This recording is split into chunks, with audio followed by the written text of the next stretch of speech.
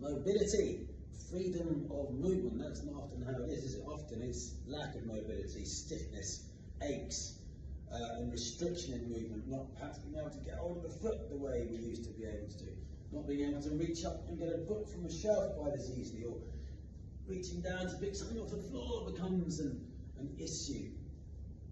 You know, the whole musculoskeletal system, it does tend to tighten up a little bit as we get older. It's not your fault, it's just some things just naturally happen. Because the musculoskeletal system is dependent on the circulation of blood and oxygen and fluids to keep itself in good condition. And that circulation, as we get a bit older, for no reason other than age, it just tends to get a little bit less. And the reduction in the circulation means that things don't get lubricated quite as well. We're not moving the joints through the full range of movement, so things like tighten up and dry out a little bit, and everything becomes a little bit more restricted. You can't fall back, you can't reach down, things are tight.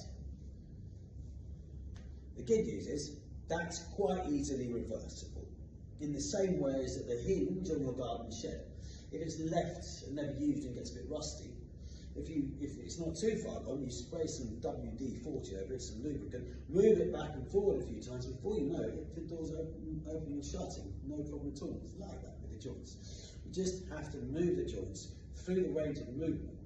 Then that movement in itself is the thing that creates the freedom. You can measure how far gone things are by doing simple bangs of the clock test. Can you take your arm to 3 o'clock, 2 o'clock, 1 o'clock, up to 12, back to 11? You can see how far that can go. So how far can you reach down your ankle? Can you reach your knee, to your shin, to your heel? Can you put on a sock? These are ways to measure how mobile you are. Can you reach down to the floor without bending your knees to pick something up? These are all ways we can measure how your mobility and freedom of movement is. Now, it declines because the circulation drops, we don't use the range of movement. There's necessary things dry out to get a little bit tighter. We can reverse that process quite easily just by boosting the circulation.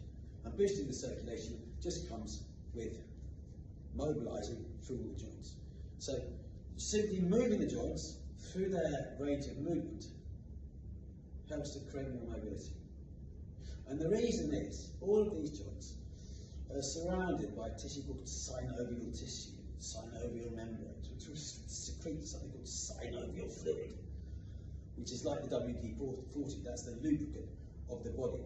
And by moving through the range of movement that's naturally possible for the joints, this helps to just warm up the joints, loosen them off, get the synovial fluid secreting, increase the amount of lubricant, and soften the muscle stiffness that can hold those joints in restricted positions. And like everything, it's always better if you do things little bit by little bit. If you say, okay, I can't reach my arms, I'm just going to push the arms back as far as I can, that's probably going to cause problems. But if you just do some warm up, moving around, and then explore how far they can go, and then maybe stretch back in a different direction, and then move it one arm at a time, and then perhaps push the circulation a bit deeper into the joints. That's a few gentle push-ups against the wall, and then stretch gently again, opening up a little bit further, and starting to open the joints to their fuller range of movement. Little bit by little bit, you just open up and re-establish the freedom of movement and mobility in your joints. It's a simple thing, but the difference between being able to reach up easily, put on a sock easily, reach down and look up, it's a fundamental, it's just a measure, it's a measure of the quality of your life. How easily can you move around? How free is your movement? So, if getting back your freedom of movement, and I'm not making any political statements here at all, if getting back your freedom of movement is something that you might want to invest a little bit of time and energy, and obviously a small amount of money as well, then click the link, let's talk, let's have a conversation.